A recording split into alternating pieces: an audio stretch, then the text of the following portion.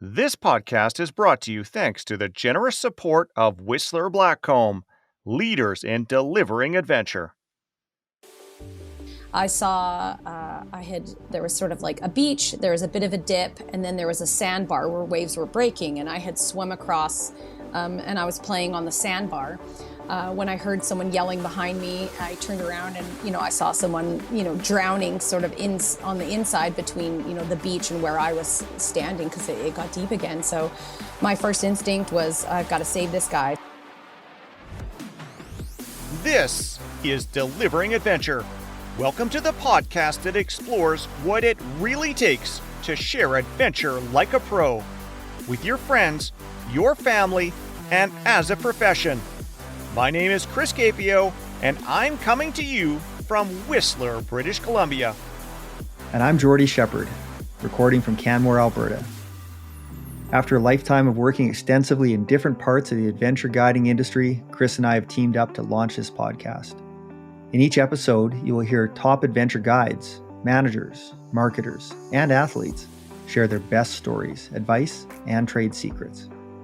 The goal of this podcast is to share how you can take yourself and others farther from the mountains to the office and beyond. In this episode, we talk with Krissy Montgomery. Krissy is the founder and owner of Surf Sister Surf School in Tofino, BC. Surf Sister is a surfing school that is dedicated to creating an inclusive space for people to learn how to surf. Originally, Surf Sister catered to women who were looking to get into surfing. Over time, the school has grown and has evolved to become an inclusive space for everyone. Krissy is going to share with us the secrets to teaching surfing and her perspective of what it takes to deliver adventure like a pro. Jordy, you learned to surf with Surf Sister, is that right? Yeah, that's right, Chris. Myself and my wife went and did a trip to Tofino a number of years ago, and it just was a really good fit. Their process is really quite amazing. How they roll it out right from when they outfit you at the shop there, getting you out to the beach, doing some ground school on the beach there. You're all wearing their pink trademark pink shirts over top of your wetsuits so they can figure out who their students are amongst all of the surfers that are out there just in regular wetsuits, because they want to be able to find you and help you if you need help. And they basically got us pretty much standing up in one lesson. And it was the perfect experience. Highly recommended. Okay, that sounds great, Jordy. Well, let's bring Krissy into the DA studio and hear what she has to say. Welcome to the show, Krissy. Where are you now? Good morning. I'm talking to you guys from my house here in Tofino, BC. Awesome. How do you define adventure? Gosh, it to me, the first thing when I hear the word adventure that comes to mind is just the word fun. Adventures, kind of pushing yourself and seeking out sort of new things that you've never tried before. Often it means something challenging, but to me that also means it's probably rewarding. So as soon as I hear the word adventure, instantly I think I'm game. How do I get to be part of this? I want to go. Let's have some fun. How did you get into the adventure industry? You're operating a successful business. You've been doing that for quite a while. It's actually quite an amazing brand that you've created for yourself there. How did you get into this? Yeah, well, I moved up to Tofino just the week of my 19th birthday. I grew up in Nanaimo, and in high school we had sort of adventured to the West Coast lots to go camping and try to teach ourselves how to surf. As soon as I turned 19, I packed up my car with my best friends, and we moved out to Tofino to become surf bums, essentially. It was the full-on Blue Crush dream where we worked as chambermaids by day, and then in the evenings we were surfers. We watched your episode with Rick Mercer there. Rick, for those of our audience who don't know, is a Canadian TV show host who focuses on current affairs with a very funny bent to it. What was it like to take Rick out and try and teach him to surf? Yeah, that was awesome. I mean, the reason why he came on the show was because I was a big fan of his show. And so, I had written them a letter basically pleading him to come surfing with me because I thought it would be entertaining and fun for me at least. So I think in the end he had a good time. But yeah, it was a blast teaching him how to surf. He's such a humble and amazing Canadian treasure. I just love the guy. Yeah, it was a blast. Yeah, for those of you that haven't seen it, we'll put a link into the YouTube video segment.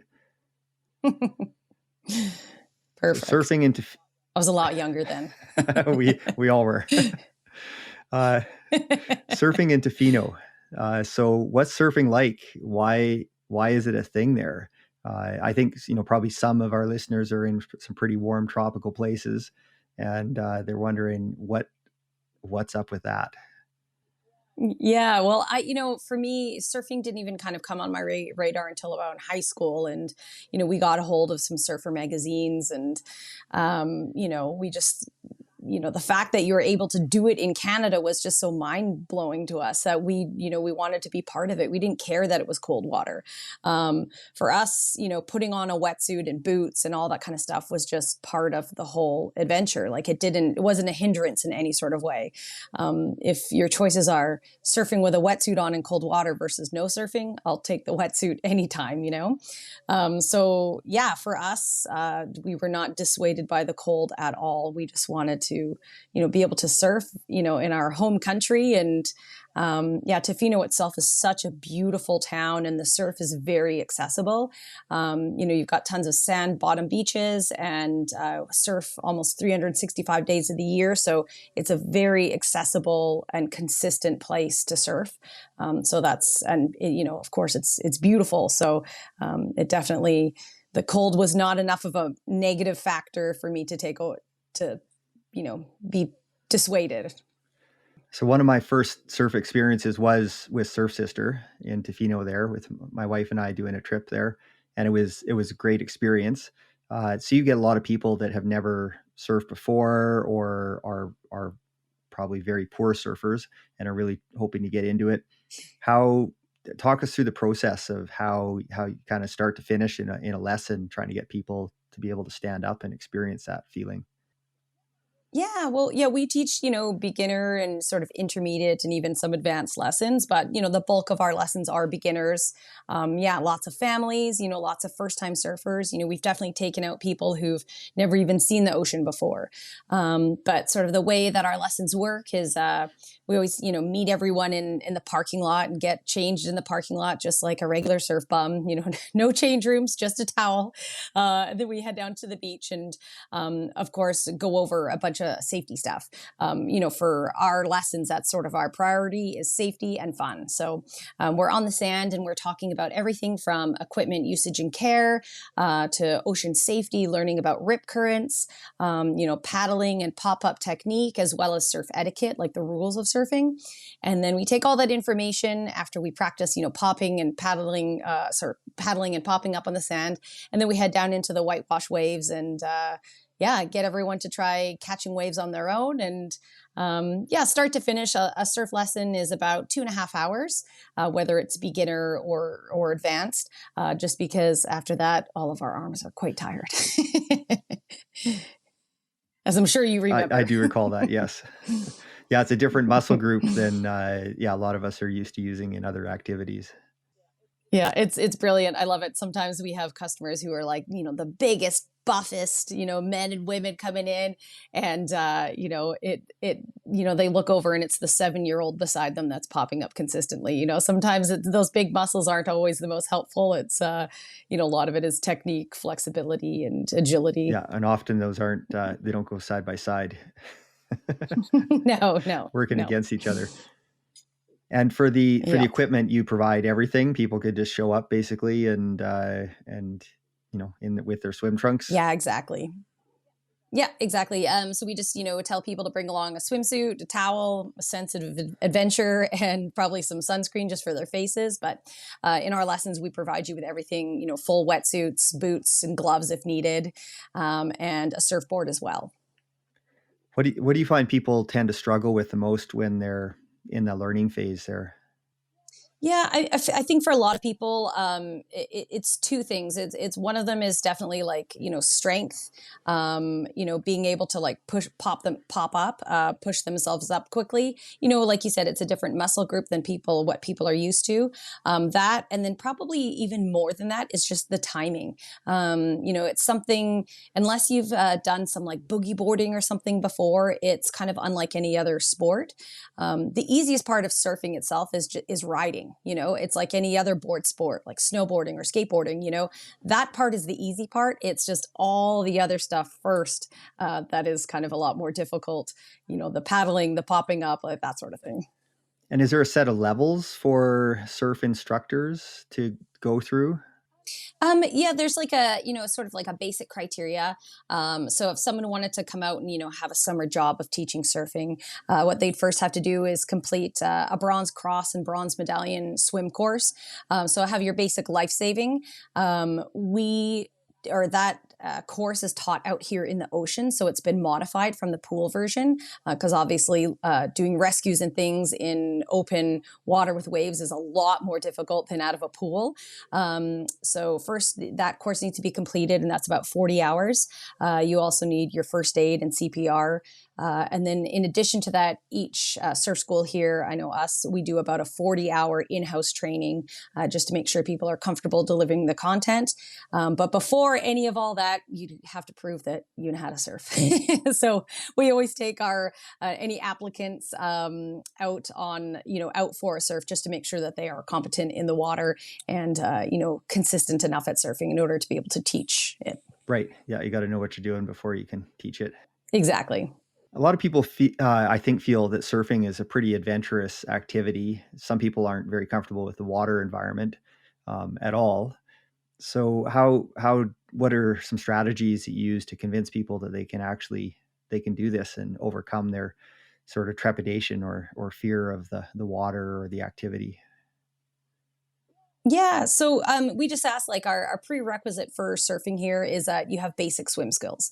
You don't need to be a champion swimmer by any means, but you do want to be able to feel comfortable. The last thing we want to do is take you out into the water and have someone be terrified of the water itself. So basic swim skills are a must. But the thing about surfing in Tofino is that all the beaches here are sand bottom. They're nice gradual breaks, so it's one of the most safe and easy places that I've ever seen as a surf destination for learning to surf. It's perfect. And the way that our beaches are kind of lined up here, they do face slightly different directions. So just because the swell is really big at one beach doesn't mean it is at the beach around the corner. So often we're able to kind of hide from the elements. So that way we can get people, beginners especially, in the most appropriate waves and conditions for them. So that's an easy way to kind of convince people that, yes, there are big waves out here, but you don't have to be part of those big waves. You can learn to surf in nice shallow water where you can stand most of the time. I think the other thing too that, where people feel comfortable learning to surf here as opposed to other places is also the fact that you're wearing a wetsuit. So here you're covered by a neoprene wetsuit, which keeps you warm and also keeps you all tucked in as well. So I've, done a lot of surfing in the tropics, and surfing in a bikini is a challenge in its own. So here, we've got the wetsuits that, cover you for modesty reasons, but also to act as a nice bit of buoyancy as well. They do help you float. So that's a nice added bonus of the wetsuit here. So, Krissy, when I watch people learn to surf, I tend to see them falling a lot. I often see the same thing with people learning to snowboard. Windsurfing is another example. What strategies do you use to motivate people to keep practicing so that they can reach the point where they can start to really develop the feel for moving through the water and to find their balance? Yeah, I mean, we tell people right off the bat, like falling is part of surfing. Part of our lesson is actually teaching people how to fall correctly, how to fall safely, just to minimize any bit of injury. One thing that we do tell people too is like, compared to skiing or snowboarding, your first day of surfing is much gentler. Even though you're falling, you are falling in water, so it's a lot easier to get back up. But with all that trial and error, what you're doing too is you're developing muscle memory. You're learning as you're going. So those things that some people are perceiving as failures, it's still a learning experience. So, yeah, I feel like people also have a lot of, tenacity. They want to get up. So, they're going to keep trying until they do. So, oh, and it does help too that we give everyone a sticker at the end of the lesson. So we use that as bribery as well. Yeah, I do find that when you're teaching people to do new things, framing what success is, a lot of people come in thinking that, they're not doing very well because they come in with an image of everybody, really killing it. And then they compare themselves to that when in fact normal is actually what they're doing. For sure. Definitely. People have high expectations and people are really hard on themselves. And, I just remind people that, yeah, these failures, what you're doing is you're building up your skills. You're learning all the times you fall. It's, because of a reason. So let's figure out what that is. Let's learn more and get better. Yeah. Now, I've seen the people out on the beaches, learning to surf. But when I watch TV, I see these videos of people surfing through these, super cool tunnels of water with the waves just curling over them as they go. I have to ask, how long does it take for someone to get good enough to actually do that? That takes a very long time. Surfing is, I think of it as a lifetime sport, and, it is what you get out of surfing what it is that you put into it, essentially. Like if that is your ultimate goal, is getting barreled, well, you've definitely got a big learning curve ahead of you. But the thing about surfing is you can have fun at any level. You don't have to be that world champion guy in order to be having a good time out there. You could be the person in the whitewash kind of floundering around, catching, waves that have already broken and you're stumbling up to your feet and falling half the time. Like that could be that person's best day. So, surfing is whatever it is you want it to be, it's a sport where, the elements are constantly changing. So every wave is different.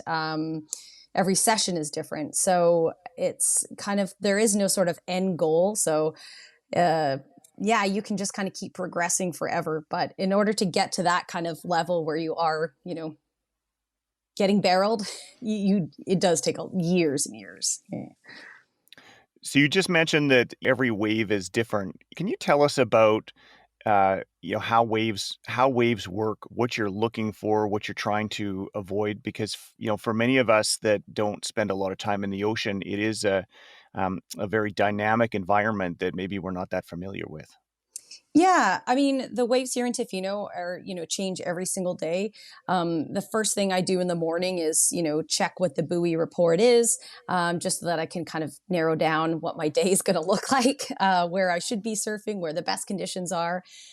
So your waves are ultimately generated by wind, like wind energy, low pressure systems, storms. If you've ever blown into like a hot cup of coffee and you see the ripples that come out from it, that's essentially what's happening in the ocean on a much grander scale. So that wind energy blowing on the surface of the water creates giant ripples, which we call swell.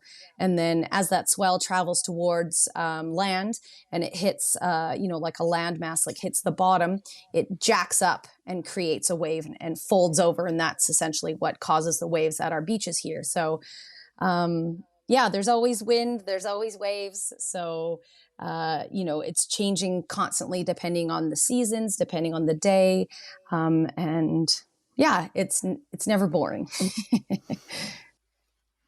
So you operate a world-class surf school. From your perspective, what do you think it means to deliver adventure like a pro? I mean, a huge part of it is, for me, is safety. Adventure, it is taking risks often, but it's calculated risks. So for us, delivering our lessons in a very safe manner is the most important. Also to in a fun way. We shouldn't take ourselves too seriously, especially when we're trying something new. So just being able to, take people out and show them a good experience in a really positive way. I think that's really important. And also to, being professional, and making sure that, what you're delivering to is accessible to as many people as possible. One of the things I've heard is that attention to detail is what differentiates a professional from an amateur. What other traits do you think real pros possess that enthusiasts should aspire to develop? I mean, I think that tenacity, that fire is huge. That ability to, if you fall, to be able to get back up again and try. That's so important. Um, yeah, to me, that, like, in surfing, that's the one that's kind of gotten me where I am, is just the ability to get back up, shake that off, forget about that wipeout or that bad session, and then get back out there and have fun. As long as you're having fun and you're going in with a positive attitude as well, you are more open to potential good things happening. So, yeah, that sort of, like, that tenacity and that drive, as well as, obviously, attention to detail.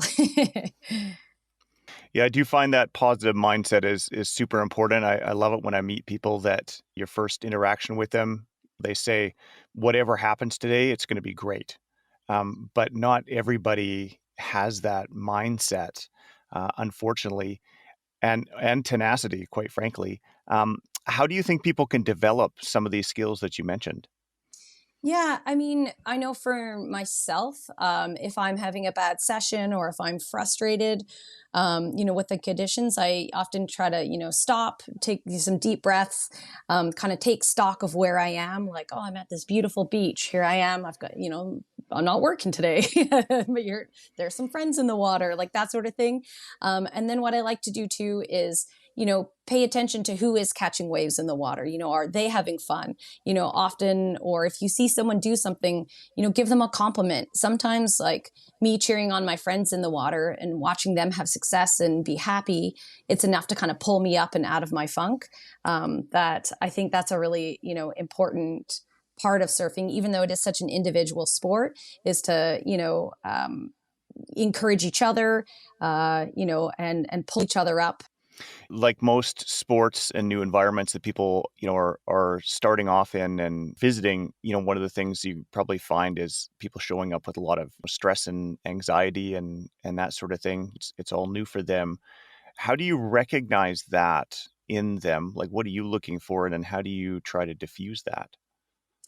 Yeah, I mean, part of surfing in Tofino, when you bring people down to the beach and you sit them down in the sand, it forces them to just pause for a second and for them to even take stock of where they are and how fortunate they are to be there. So I think, yeah, slowing people down, in the beginning of our lessons, we sit down in our circle and, we go over some safety things. But before we even do that, we do a bit of an intro, and it's just to kind of calm everyone, calm their nerves, kind of ground them and get them present as to where they are, before we start, into learning to surf itself, just to kind of help shake that off a bit. Yeah, I find sometimes when people are show up and maybe they're not in a positive mindset, it's just simply because of their level of stress and fear, that, we can often as instructors miss. And then, if you don't know somebody, you think, oh, wow, they're maybe just in a bad mood, or maybe that's the way they are, when really they have a lot of anxiety, that Definitely. you need to deal with. Yeah, definitely. Yeah, that's why we sort of ease our way into the lesson, just because that is a very common thing that we see. It's just people being anxious. So, we also to remind people that we only need to go as deep as they want. We only need to stay out as long as they want. At any point, the exit is this way, which is just the sand. So, that sort of also helps kind of calm people, and allow them to, be present and receive information. How big is your staff, and how have you grown the company over the years in terms of business decisions and making it what it is today? Yeah, so the company itself, yeah, started in 1999, with it actually wasn't started by me. It was started with another woman with just a cell phone and a truck. I came in about 2003, and we were operating out of this like a little shack. And at that point, I think we had a staff of about 6 or 7. I, began managing it. And then in 2009, I took it over. We moved to a larger location, and, the Tofino itself kind of has, boomed over the last, couple of decades. Surfing itself has become a lot more popular. Obviously, movies like Blue Crush helped a lot to kind of expedite that. And surfing, our surf school in particular, it grew quite organically. I feel like people do have hesitation coming into the sport because it was perceived as, a very extreme sport, but it's only as extreme as you want it to be. Understanding that you can access surf in a safe and fun manner was something that really appealed to people. So the business just sort of grew from there. Current day in the summers, we have about a staff of 35. And in the winter, we drop down to maybe about 15. Oh, still pretty sizable, kind of small business moving towards larger business. Nice work. Thank you. So with you being out in the surf, on the beach, in that environment, your staff, your company, quite constantly, I'm sure you've probably seen some stuff that's kind of questionable, or some things going sideways or wrong for people.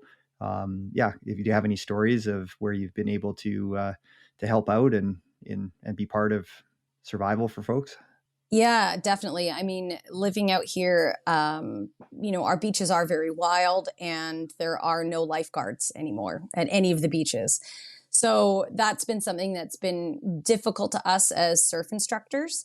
It means actually a lot of the rescues in the area have come down on our shoulders to do either during our workday or on our own free time.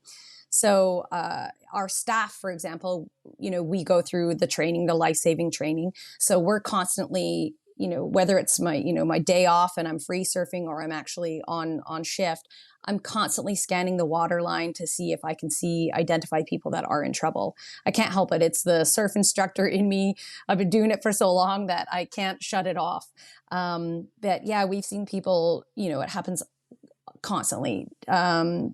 People getting in over their head. They're not, realizing how big the surf conditions actually are, or they're getting caught in rip currents, or, falling, incorrectly and, getting hit by their board and things. So we are doing, a fair amount of rescues. We keep track of everything, just because one day we really do hope that we can lobby for some water safety here in our town, just to keep people safe. But the one thing that I'll just say on this subject is that before you go and aid someone, you need to make sure that you know how to do that safely. Because I have seen that happen where, people have the best intentions to go help others, but they themselves aren't equipped to deliver that, and then all of a sudden you have multiple people now in trouble. So, I do encourage everyone here who's on the West Coast or spending any amount of time in the ocean to take a water safety class. Even if it's at your local pool, anything you can do to kind of like educate yourself about the elements that you're going to be in, and the better, essentially. Yeah, good on you. That's a lot of these smaller communities, whether it's coastal or interior in British Columbia and across the country. I was just teaching avalanche search and rescue in Quebec on the Gaspésie Peninsula this last winter, and there's not a lot of resources available. And it's kind of interesting how people just band together that are in whatever industry is having the issue, whether it's surfing or ski touring or ice climbing or hiking, all that kind of stuff. And yeah, it sometimes falls on the local business owners and volunteers, but not even in an organized really way. We're still working on that in Canada here. Yeah, definitely. Like with all the surf schools here, we do have, an annual meeting 1 or 2 times a year. And even though there's, competition between the offices, when it comes down to the beach, if there's a rescue, all the surf schools here would help each other in a heartbeat. They would band together. And we also realized too, we've taken on this role as sort of de facto lifeguards on the beach. So we take it all quite seriously, and all of us record these incidences just so that, hopefully one day we can lobby for, a lifeguard program on the West Coast. Yeah, absolutely. I recall years ago, I was in Mazatlan in Mexico with a buddy on tour with my Volkswagen van, and we'd been out in the surf swimming, and I don't think we were surfing, but a Mexican surfer, a local, had an issue. He got separated from his board and was not a very good swimmer. And so my buddy noted that and went and swam out and brought him in. And so the police showed up on the beach, and he was okay. It all worked out fine. And we reaped the benefits of that because we got busted for camping in town in the Volkswagen van kind of a couple nights later by the local police. They knocked on the window, and we happened to recognize that it was the same police officers that had been on the beach when we'd rescued this Mexican surfer. And so they gave us a buy on it. That's awesome. That's great. Some benefits of putting yourself in harm's way. Yeah, definitely. Yeah. So a trait of a pro is being willing to acknowledge and learn from your mistakes. We all know that, right? In the various things that we do.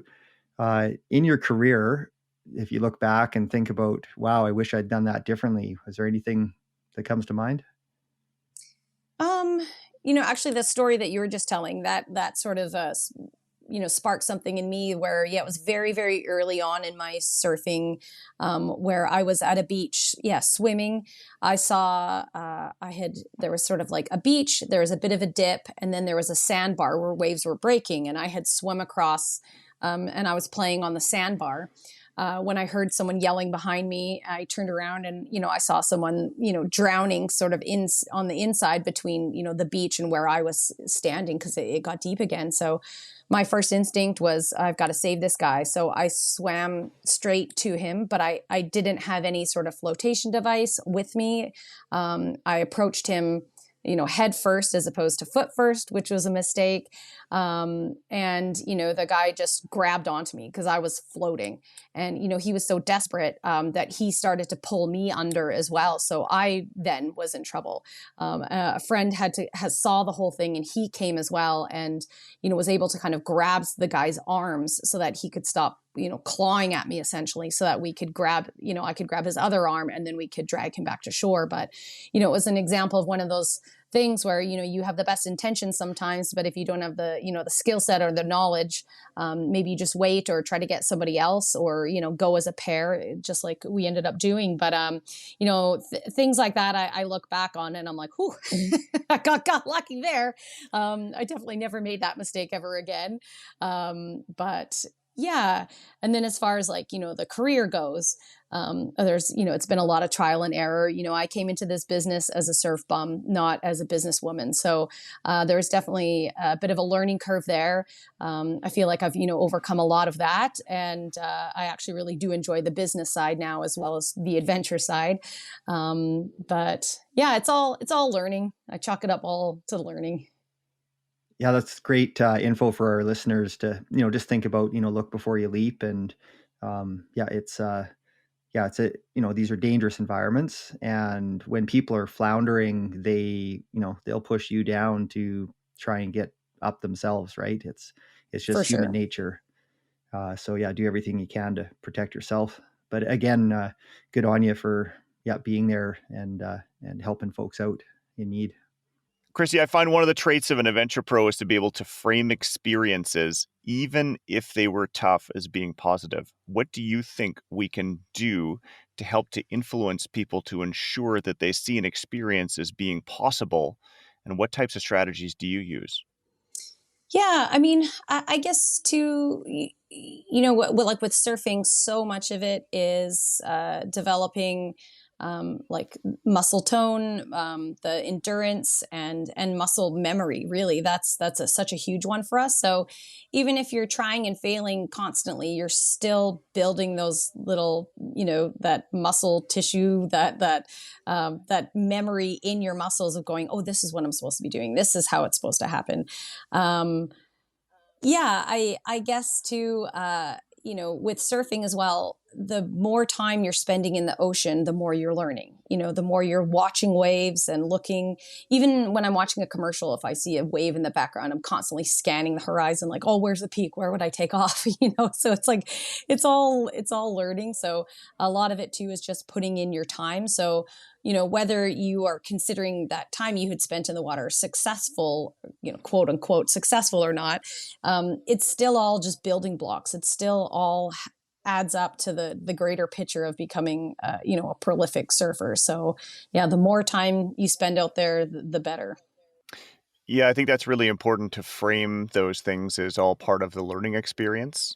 And this is what the takeaway from this is. It might not have felt like you succeeded or it exceeded your expectations, but this is all still part of the process. Definitely. Yeah, I had a situation where I had a lady. I actually made a mistake. I took her down a run that would have been a challenge under normal circumstances, but it was actually super icy. The snow was awful, and I think I'd used every strategy in my book as a ski instructor to get her down, and we made it all work, and that's fine. And she wasn't in danger, but it wasn't enjoyable at all. And I got her down, and she was crushed, and rightfully so. And I ended up stopping, and I'm like, listen, first of all, look back at what you just did. Like, you got down there. Like, it wasn't pretty, but you got down there. And sometimes when you're skiing, things don't look pretty and they don't feel great, but there's no rules out here. You just have to get to the end in one piece. And then we just sort of went through all of the pieces of how we made that work.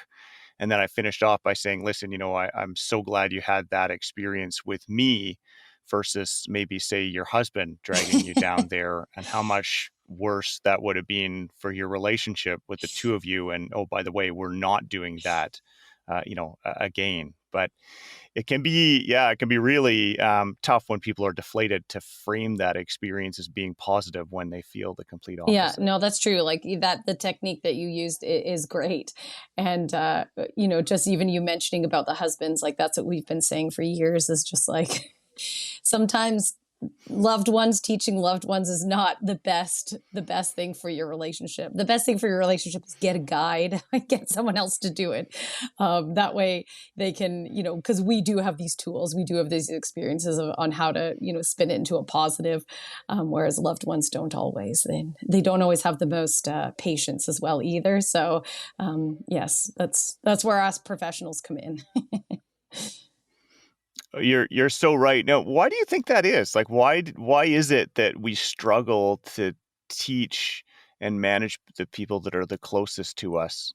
Why does that seem to be the hardest thing for us to do? Because they're not paying us. No, just kidding. No, I think it's just because you have less patience, with your loved ones than you do with strangers. Often, they know how to push those buttons, and you know how to push their buttons, and so, often too, if it is a negative experience, then that person is being blamed for it. Whereas if it was with a professional, like you said, you could put a spin on it, and also you can frame it in a much more positive way. So, teach.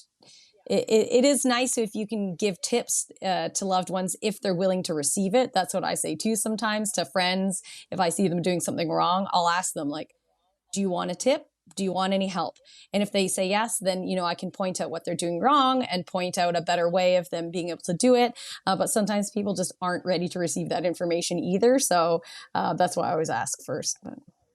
So, for those people that are out there trying to teach their friends and their family, and maybe they don't have the opportunity to hire an instructor, or they just don't want to, what kind of advice can you give those people to help them succeed? Like, what kind of strategies would you advise them to use? Yeah, I mean, definitely do it slowly.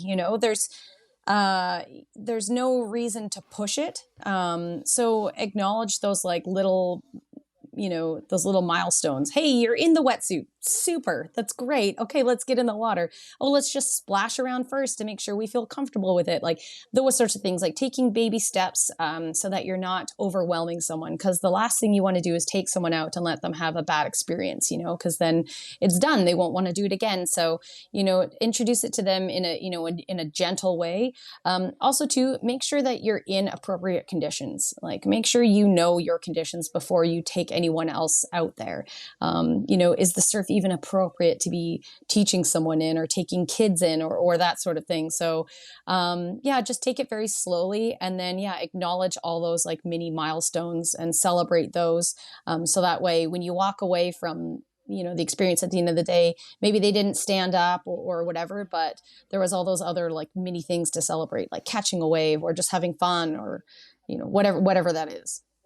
Yeah, that idea of pacing is, I find, super important because as someone who does a lot of this, um, a lot, I find it's very easy when you get with your friends or family to want to rush it, to kind of push things faster than you would normally with other people that are paying you. And the paying part is because there's that expectation of you're the professional, and there's a level of responsibility there that seems to be different than when we're with our friends and Yeah, family. definitely. Yeah. So what do you think comes next for surfing? In other sports, we've seen how technology has changed the equipment. Do you think that surfing, do you think that the version of surfing that we see now will stay the same? Or do you think that, future in advances in technology or techniques will change the sport? Yeah, I mean, if you look at surfing, even over the last couple of decades, it has evolved in that, now with all the aerials things, tricks and stuff that are happening, or and bigger waves are being ridden than ever before. So, there has been definitely some technology that's helped those that out. I can't possibly imagine it getting much better or bigger than what it is right now. I'm sure there'll be a lot more exploration. Surf breaks are still being discovered all the time as people kind of like sprawl out into this world. But I think at its core, surfing is, you know, it is such a pure sport that it may, technology may change it, but that may just become its own type of thing. Surfing at its core really is just a board and a person and a wave, so yeah, it could evolve down different channels, but for the most part, the core will always sort of stay the same. What I'm finding fascinating now is just the equality in the sport. Like surfing was one of the first professional sports to have equal prize money for men and women in the professional tour. And just watching women, now being able to surf some of the breaks that they weren't historically allowed to surf before in contests like Pipeline. That I think is fascinating. Just watching how that equality then, raises the level of surfing, for women, but also like in general. So, we're seeing the best surfing we've ever seen now. And I think it's fascinating to me. Yeah, that's amazing.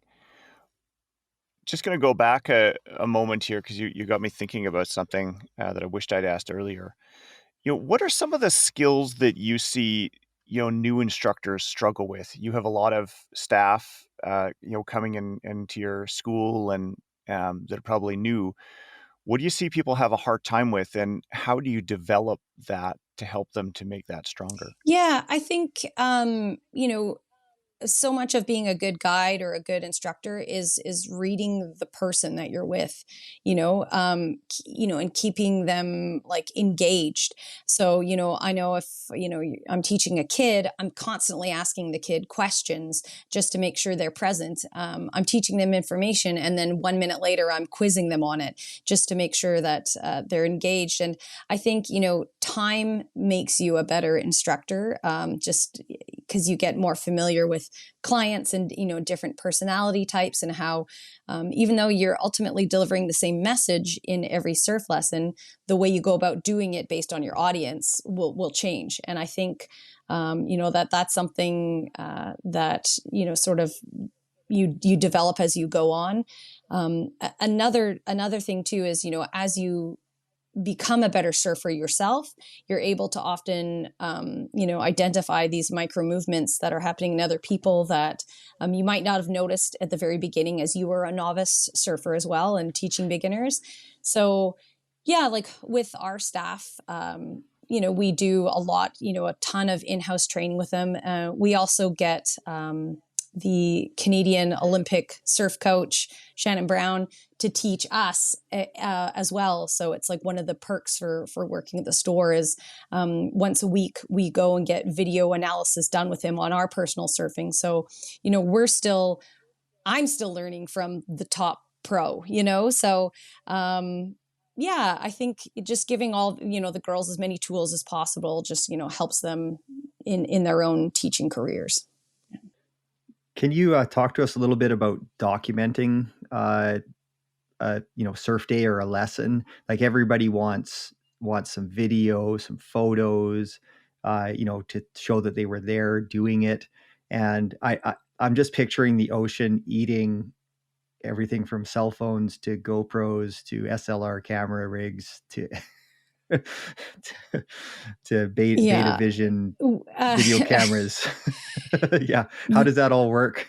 This one is it's such a frustrating and tough one for me because, so much of surfing is just being present, being in that moment.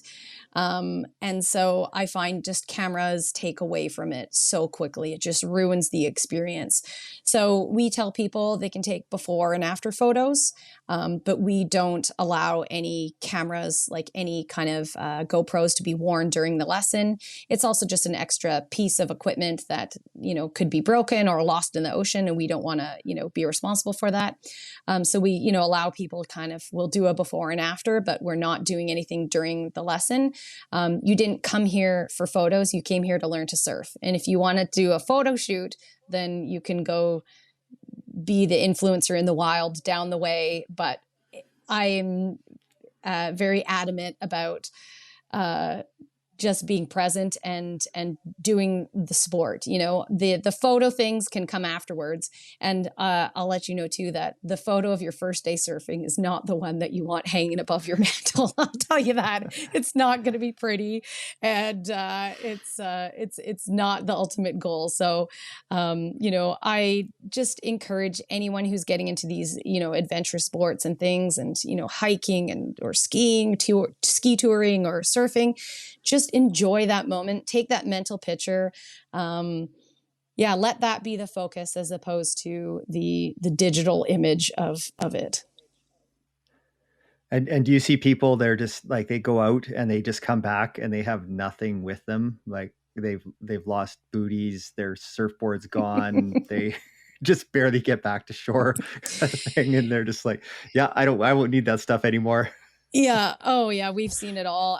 That's the one that kills me the most, is when people are, panicking and they're in, deep water. Maybe they're heading towards the rocks or, they're afraid they to catch a wave in, them ditching their surfboard. It's one of the most, ridiculous things you could do, the biggest mistakes, because that surfboard is a flotation device. As long as you have that thing, you're not sinking. You are safe if you are with your surfboard. A lot of people, they'll panic and they'll try to ditch it and swim, but you are so much better off with that piece of equipment than you are on your own. So to me, it seems like the most counterintuitive thing, but when people are in a panic, you just never know. I've definitely seen as well too, the ads. The classic one for surfers is, getting changed in the parking lot and you put your clothes or your wetsuit on the top of the car and then you drive away. So, your wetsuit's lost somewhere on Highway 4. That's, all too common. I've definitely lost a pair of gloves that way. But yeah. And then, of course, the odd GoPro washing up here and there, but it's not too bad. Thank goodness. Right. I I saw a tip on social media not too long ago. If you're on a beach anywhere in the world and you're going swimming or going out, in the water, surfing, whatever, and you want to keep your valuables safe, just carry a diaper and just wrap them up in a diaper and put them beside your towel Oh there. my God. That's genius. I love it. Yeah, it's like the anti-theft device. I think that's great. No one's going to go searching there No, for your wallet or your phone. no, that's brilliant. Well, thanks for this, Krissy. This has been great. If you want to find out more about Surf Sister and their programs, you can visit them at surfsister.com. Okay, Jordy, when it comes to delivering adventure like a pro, what were your takeaways from what Krissy had to say? Well, Chris, one of the standout things is that adventures are supposed to be fun. She makes learning to surf sound like a lot of fun, and I can tell you it is from my experience with her company. And that's really an essential part of any adventure. And if you are doing things with your spouse or with your kids, or even just a group of friends, you can't lose sight that it has to be somewhat fun. And especially when you're in the very learning phase, which is kind of what they focus on there. If it's not fun, you'll probably never do it again. So try and keep it fun. And then the other one is just the safety first attitude that they have there. It's such a dynamic environment, the ocean environment, and lots of training and awareness is required.